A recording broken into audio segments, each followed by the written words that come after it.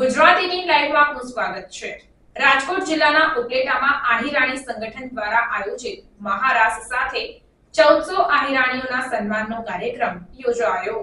દ્વારકા ખાતે તારીખ 23 અને 24 ડિસેમ્બર 2023ના રોજ 37,000થી વધુ આહિરાણી બહેનોએ મહારાસ રચ્યો હતો, જેમાં ઉપલેટા, ધોરાજી તથા જામકંડોરણાની 1400 આહિરાણીઓ પોતાનો ભાવ કૃષ્ણ ચરણોમાં અર્પણ કર્યો હતો। જે નિમિત્તે આ 1400 આહિરાણી બહેનોનું સન્માન, દાતાઓનું સન્માન અને આહિરાણી સંગઠનના હોદ્દેદારોને નિમણૂક પત્ર અર્પણ કરવાનો કાર્યક્રમ યોજાયો હતો, જેમાં સુપ્રસિદ્ધ ગાયક ભાવેશ આહિર તથા નેહલ આહિરના સંગાથે આહિરાણી રાસ ઉપલેટાના ધોરાજી રોડ પર આવેલ ધ ગ્રેટ સૂર્યોદય પાર્ટી પ્લોટ ખાતે આહિર સમાજના પરંપરાગત પોશાકમાં રમવાનો લહાવો 1400 માંથી 900 કરતા વધારે બહેનોએ લીધો હતો। ખાસ કરીને આગામી ડિસેમ્બર 2024માં દ્વારકા ખાતે 1 થી 14 વર્ષના બાળકોનું ગીતા શ્લોક પઠન માટેનું બાળ મહાસંમેલન મળવા જઈ રહ્યું છે, ત્યારે મોટી સંખ્યામાં સૌરાષ્ટ્રમાંથી આહિર સમાજના રાજકીય આગેવાનો, હોદ્દેદારો, ભાઈઓ બહેનો ઉપસ્થિત રહ્યા હતા અને કાર્યક્રમના અંતે સમૂહ ભોજનનું પણ આયોજન કરાયું હતું।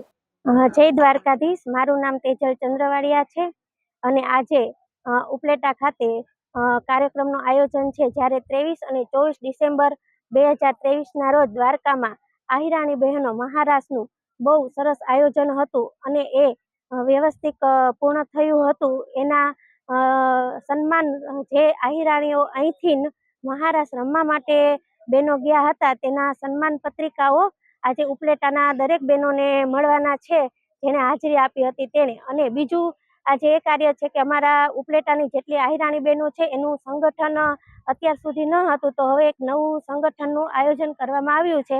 તો આજનો કાર્યક્રમ ઉપલેટા ખાતે આ યોજેલ છે। કાર્યક્રમ યોજાયેલ છે એ કેટલા તાલુકા વચ્ચેનો? એ ધોરાજી, જામકંડોરણા અને ઉપલેટા 3 તાલુકા વચ્ચે યોજાયેલો છે। કેટલા બહેનો આમાં ભાગ લીધો? 1400 બહેનોએ ભાગ લીધેલો હતો। હું શિવભાઈ આદ્યાભાઈ ચંદ્રવાડિયા, ઉપલેટા, અને આ મહારાષ્ટ્રનું એક આયોજન કરવાનો મને વિચાર આવ્યો। જય દ્વારકાધીશ। અને જે દ્વારકામાં મહારાસ હતો એના કારણે મને ત્યાં જવાની ઈચ્છા પણ હતી, પણ મારી તબિયત સારી ન હોવાના કારણે હું દ્વારકા પહોંચી શક્યો નહોતો।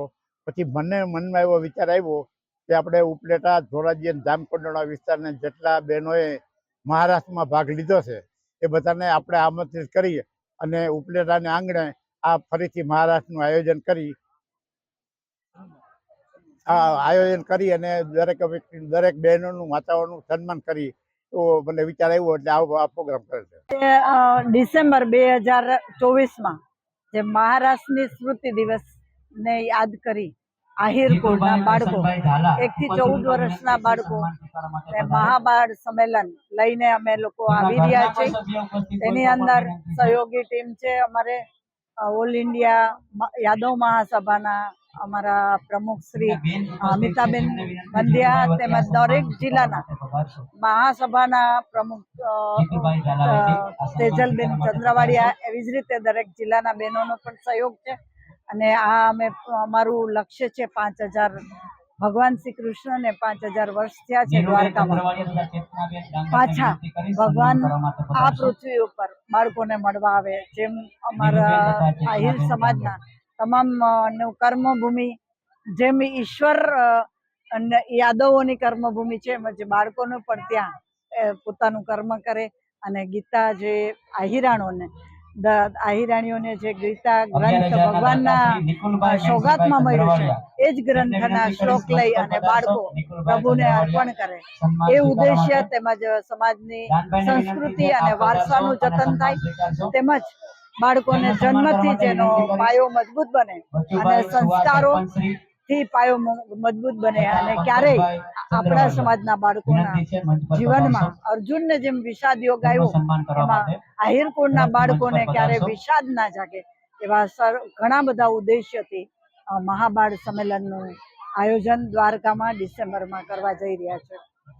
અને એ સંમેલનની અંદર અત્યારે 1200 જેવા બાળકોએ રજીસ્ટ્રેશન કરી લીધું છે અને બાળકો ત્યારે સૌથી પહેલી એવું છે કે ભક્તિ યોગ, જે બાળકોની અંદર ભગવાન પ્રત્યેની પ્રીત જાગે એના માટે થઈ અને અધ્યાય 12મો ભક્તિ યોગ બાળકોને પ્રવેશ માટે કમ્પલસરી રાખ્યું છે અને 1200 બાળકોનું અત્યારે રજીસ્ટ્રેશન થયું છે. અને આપના માધ્યમથી હું તમામ આહિર સમાજના આહિરાણીઓને કહેવા માંગુ છું કે આપના જો બાળકો 1 થી 14 વર્ષના બાળકો જો આપના પણ હોય તો આપ પણ બધા રજીસ્ટ્રેશન વહેલી તકે કરાવી લેજો અને ભગવાનને આપણે ફરી પાછા દ્વારકા મળીએ અને મહાભારત સંમેલનમાં મળીએ. જય દ્વારકાધીશ.